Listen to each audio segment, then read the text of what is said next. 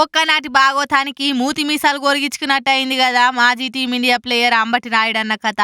ఎంతో ముచ్చడబడి పంక పార్టీల షేరికైండు. రాజకీయాలకొచ్చి మూడొద్దులన్న కాలేదు, అప్పుడే పీచే మూడన్నాడు.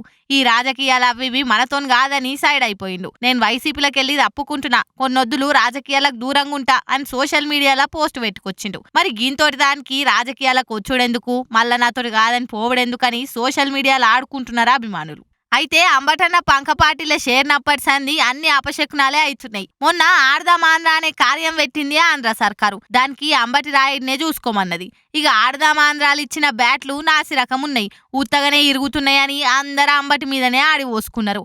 అదిగాక రాజకీయం అంటే పువ్వులు కాదు, ఎక్కువ రాళ్లే పడతాయి కదా. అభిమానులు ఉన్నోళ్ళు కూడా రాజకీయంలోకి రాగానే శత్రువులుగా మారిపోయి బండలేసుడు పెట్టిండ్రు, బూతులు తిట్టిండ్రు. అవన్నీ చూడలేకనే కావచ్చు శీషి ఈ రొచ్చు మనకొద్దు అని రాయుడన్న రాయలుగా వెళ్ళిపోయినట్టుండు. అదిగాక వైసీపీలో ఇప్పుడున్న పరిస్థితులను బట్టి అంబటన్నకు టికెట్ వచ్చుడు కష్టమే అని కూడా ముందుగానే తెలిసినట్టుంది. టికెట్ రాంది ఆ పార్టీలుండి పాలిటిక్స్ చేసుడెందుకు, దండుగాని సైడ్ అయిపోయిందని మస్తు మంది అనుకుంటుండ్రు. ఏమైనా కూడా పార్టీలో చేరిన 10 రోజులకే పార్టీకో దండమని వెళ్ళిపోయిందంటే అంబటన్నకు జల్దిగానే రియలైజేషన్ వచ్చిందని సూర్కులు పెడుతున్నారు సోషల్ మీడియాలో.